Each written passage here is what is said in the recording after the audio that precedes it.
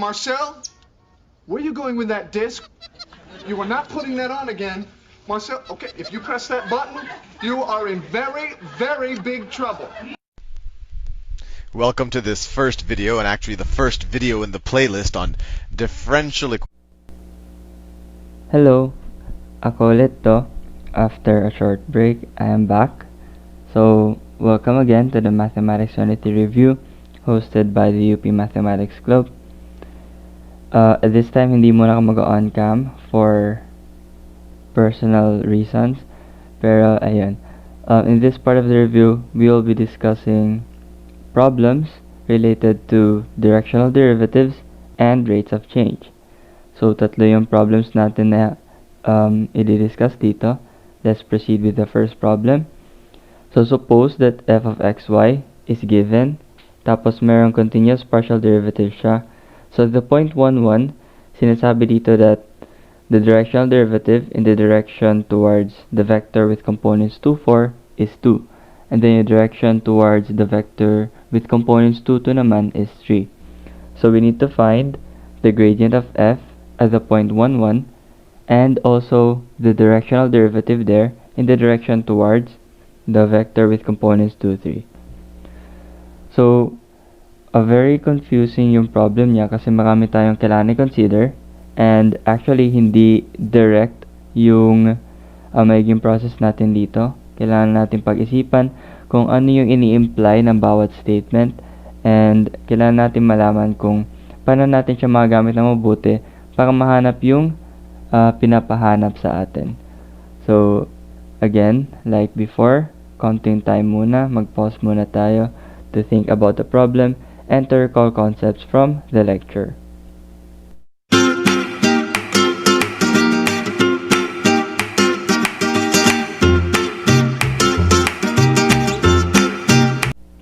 So hopefully at this point, may idea na kayo kung paano ma-solve yung problem. Pero in the case na wala pa, okay lang din yun. Kasi ako din at first, hindi ko rin siya na-gets. Pero anyway, ngayon gets ko naman. So okay na. So first problem, konting tip lang siguro before I allow you to solve on your own muna. So dito, sinasabi na at point 11, meron tayong dalawang value for the directional derivative. Kasi iba yung direction niya. Yung first, yung direction niya towards the vector with components 2, 4. And yung pangalawa naman, towards the vector 2, 2. So, iba-iba yung value niya. Sa first value niya ay 2, sa second value niya ay 3. So, yung gagawin natin dito, hanapan muna natin ng equation ng directional derivative towards this direction. Tapos, we equate that to 2. And then, same din dito, we find the directional derivative towards this vector. Tapos, it should be equal to 3. So, in the end, makahanap tayo ng dalawang equations ng directional derivative, and they're both in terms of the partial derivative of our function f with respect to x and y. So, basically, yung directional derivatives na mahanap natin, dalawa siya. So, yung first, in terms of f sub x and f sub y. So, yung pangalawa din in terms of f sub x and f sub y. So, eventually, yan yung gagamitin natin. Equate natin yung dalawang equations na yan para mahanap yung f sub x and f sub y. And then, yun na yung gagamitin natin na values for our gradient. Gradient ng f natin at the point. And then, for the directional derivative naman, gagamitin natin yung take note natin yung direction niya, and then gagamitin natin yung gradient para mahanap yung directional derivative at that point daw. So ayan, using that idea, you can try solving on your own. Again, I encourage you to pause this video muna before solving. So try it out for yourself.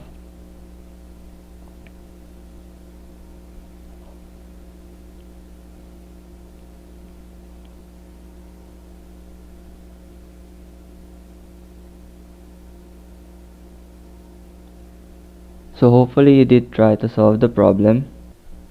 But now we will move on to the discussion of the solution. So I first take note of the norm of the two vectors that we're given kanina. So remember na yung paggawa natin ng norm is just equal to the square root of the sum of the squares of the components of the vector. So, dito makita natin the vector 2, 4, yung norm niya is just the square root of 2 squared plus 4 squared. So, that's equal to the square root of 20. And the square root of 20 is just equal to 2 square root of 5. And then, similarly, yung norm naman ng 2, 2 is just equal to 2 square root of 2. So, similar process lang siya. So, kunin muna natin yung unit vector that is parallel to the vector 2, 4. So, basically, ino-normalize natin siya. So, pag normalize, madali lang siya kasi yung gagawin lang natin, we divide the vector with its magnitude or yung norm niya. So, recall na yung norm ng vector 2, 4 is 2 square root of 5. So, i-divide lang natin yung bawat component with 2 square root of 5.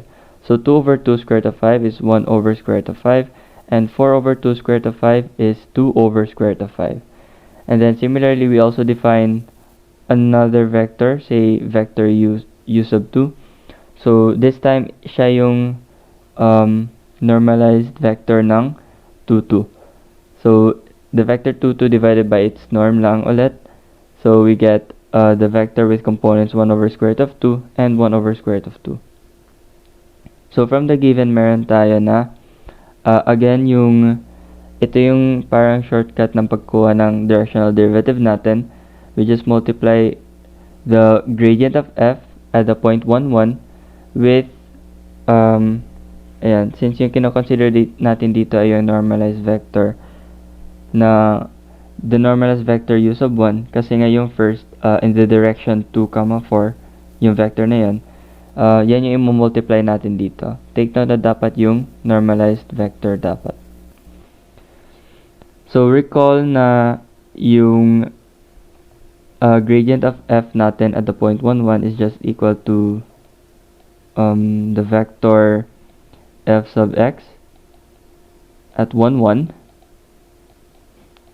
So, hopefully, naintindihan nyo. And then, yung other component niya ay the partial of f with respect to y at the point 1, 1. So, ganyan lang siya. And that is the reason kung bakit yung vector na to, since dot product lang siya, ito, minultiply natin dito. And then, ito ay minultiply natin dito.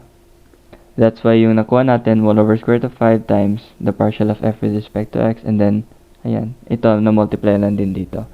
So we equate that to 2 kasi nga in the direction 2, 4 yung directional derivative natin may value na 2. So ito yung sinasabi ko kanina na kailangan i-equate natin. So ito yung first equation natin. The first equation na in terms of f sub x and f sub y. So, ayan. Yan yung ini-imply niya. So, similarly, sa second process naman, yung second equation natin makuha natin by getting the directional derivative along the vector 2, 2. Ayan. 2, 2. And then we defined the vector u sub 2 as the normalized vector 2, 2. So, same process lang ulit. We multiply the gradient of f at point 1, 1 with ito yung vector u sub 2. So, f sub x times 1 over square root of 2 plus 1 over square root of 2 plus 1 over square root of 2 times f sub y. So, we equate that to 3. So, yan yung nakalagay sa given kanina. And then, we get the equation. This is our second equation. So, f sub x plus f sub y is equal to 3 square root of 2. So from this, we will get the following system of equations. So this is from yung first equation natin kanina. Ito naman yung second equation natin kanina. So take note na since system of equations lang siya, parang high school algebra lang ulit, pwede tayo mag-multiply ng 2 sa baba, and then we subtract that with the first.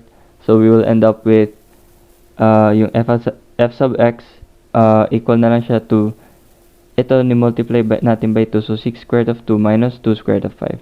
Kasi nga, let's say, 2f sub x minus f sub x, equal lang naman siya sa f sub x, tapos magka-cancel out na yung f sub y natin dito.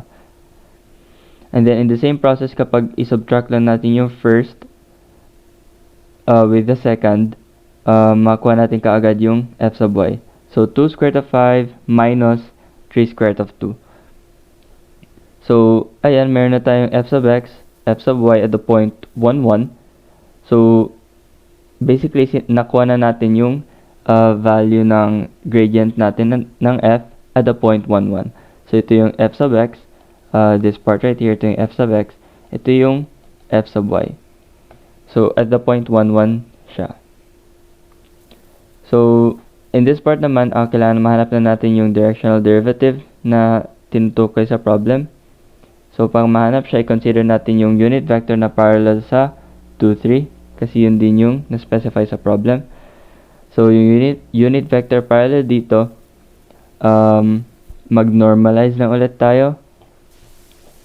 So, then, yung norm niya is just equal to square root of 2 squared plus 3 squared. So, that is equal to 13. So, square root of 13 lang siya. So, 2 divided by the norm, 2 over square root of 13. Tapos ito naman, 3 over square root of 13.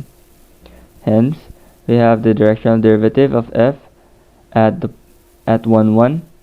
So, i-multiply natin yung gradient na nakuha natin dito with the normalized vector u. Yung vector u rather na na-normalize natin from the vector 2, 3. So, ayan. At this part, mechanical na lang ulit siya. So, magda-dot product na lang tayo. We multiply this part of the component with this component. Tapos, ito naman, i-multiply din natin dito. Tapos, i-add lang natin sila with each other. So, ayun, we get this expression right here. Tapos, pwede natin siya ma-simplify. Kapag evaluate natin further, is just equal to 3 square root of 2 plus 2 square root of 5 all over the square root of 13. So, ayan na yung mga sagot na hinahanap natin kanina. So, moving on with the second problem. So, we have here, sinasabi niya we let f of xy be equal to x cubed minus 3x squared plus y squared plus 2y minus 5. So, at the point negative 2, 0, we need to give a vector along which f increases most rapidly. So, ayun, yung second naman, kailangan mahanap natin yung maximum directional derivative of f. And yung third, kailangan ma-determine natin yung rate of change of f along the vector 1, 1. So, again, counting time lang ulit para makapag-isip tayo.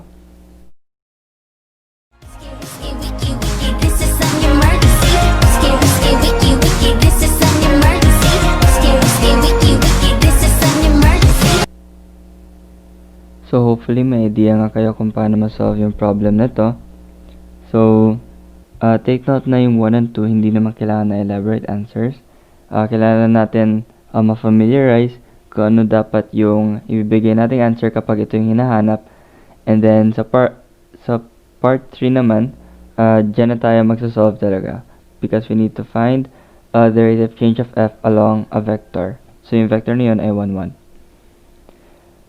So, solution, we need to recall na yung f natin, and the vector along f increases most rapidly is given by the gradient of f at the point. So, recall na yung maximum directional derivative natin is attained along the positive gradient of f. Tapos, yung ini-imply dito ay sa gradient na to, dyan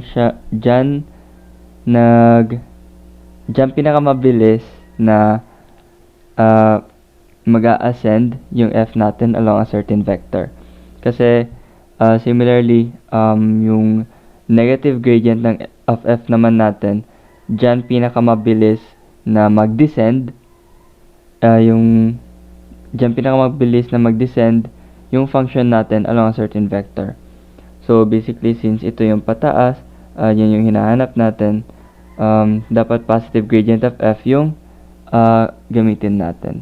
Tapos along the positive gradient of f of negative 2, 0 kasi nga yung point natin, yung point na kino-consider naman natin ay negative 2, 0. So, ayan nga, yung value naman na maximum directional derivative natin ay defined by the absolute, hindi absolute value, the norm ng positive gradient natin. So, para mahanap siya, recall na kailangan muna natin mahanap yung value ng gradient of f, tapos dapat evaluated siya at the point negative 2, 0. So, makikita natin siya dito. Ayan, the norm of the gradient of f at negative 2, 0. So, baka nagtataka kayo kung bakit nadiretso siya dito. So, in this part, kailangan mahanap lang natin muna yung the partial of f with respect to x, and then we evaluate that at the point negative 2, 0, and then hanapin din natin yung partial of f with respect to y, and then evaluate ulit at this point. So, kung i-try nyo i-solve, makikita nyo na the partial of f with respect to x is just equal to 3x squared minus 6y. Tapos kapag evaluate natin yan, where x is equal to negative 2 and y 0, yung value niya ay maging 12. And then yung partial derivative of f with respect to y naman is just equal to negative 3x squared plus 2y plus 2. Tapos evaluated at negative 2, 0, yung value na makuha natin ay negative 10. Which explains kung bakit yung nakuha nating norm dito ng gradient of f is just equal to the square root of 12 squared plus 10 squared. So, square root of 244 is just equal to 2 square root of 61. So, yan yung maximum directional derivative natin. So, next naman, para mahanap natin yung directional derivative at the point negative 2, 0 along the vector 1, 1, kailangan muna natin ma-normalize yung vector kasi nga kailangan na yung vector natin ay unit vector. And then, if you try to get the norm of this vector, makikita natin na hindi siya equal to 1, but rather square root of 2. So, para ma-normalize ulit, we divide the vector by its norm. So, it's just equal to yung unit vector natin, yung the unit vector parallel to the vector 1, 1 is just equal to 1 over square root of 2, 1 over square root of 2. So, yung rate of change of f along 1, 1 is given by the directional derivative at the point negative 2, 0 along the vector 1, 1. So, gamitin natin yung formula natin from kanina. Yung para makuha natin yung directional derivative, we just multiply yung gradient of f with this unit vector here. So, take note na dot product siya since dalawang vectors yung kino-consider natin. So, ito nahanap na natin kanina, it's 12 and negative 10. So, yung dot product niya with 1 over square root of 2, 1 over square root of 2 is just, ito ay multiply natin, and then we add that with the product of this one as well. So, making 12 over square root of 2 minus 10 over square root of 2 siya. And then eventually we will get 2 over square root of 2. And then we can simplify further. So, yung answer natin ay square root of 2. So, the third and last problem for this part of the review. So, sinasabi ng problem na we let f of x, y, z be equal to ln of x sine z minus y tangent z plus e to the y squared of x. And we consider the point P, where P is the point 4, 0, pi over 4. So we need to find the directional derivative of f in the direction of the vector 1, square root of 2, negative 1 at point P. And then we also need to determine the smallest rate of change of f at P, and then we need to find the direction where it occurs. So take a moment to think about the problem and try solving it on your own.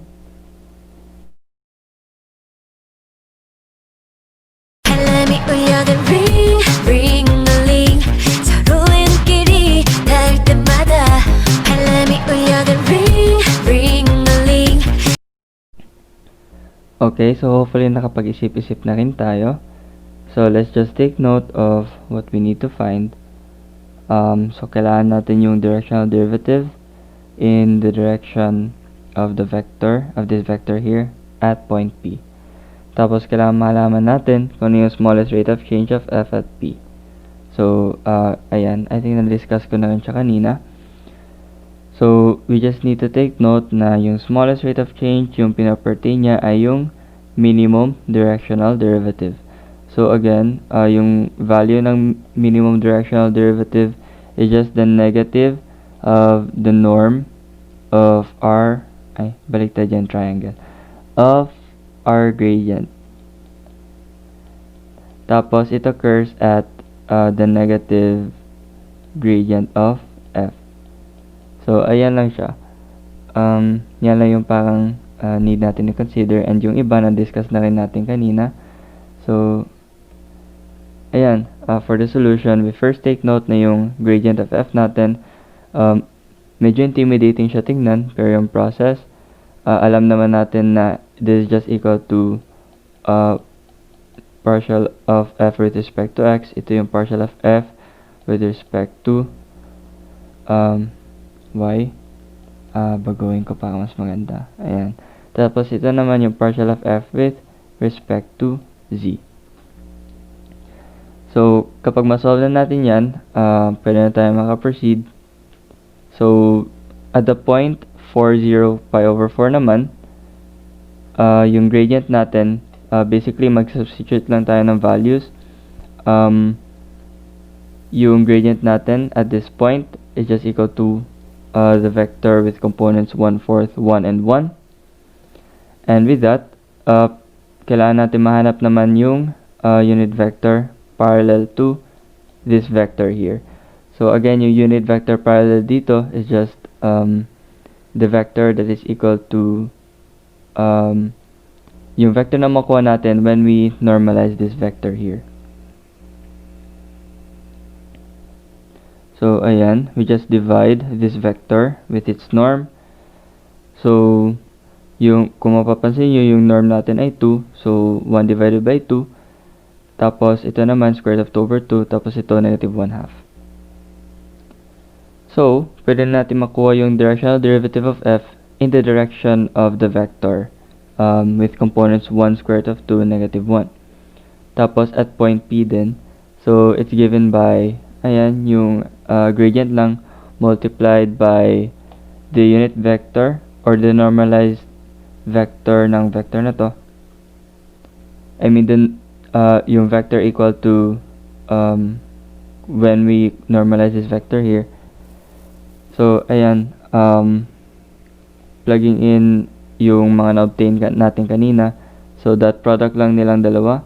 So, again, parang nagdi-distribute ka lang. And then, i-add mo sila.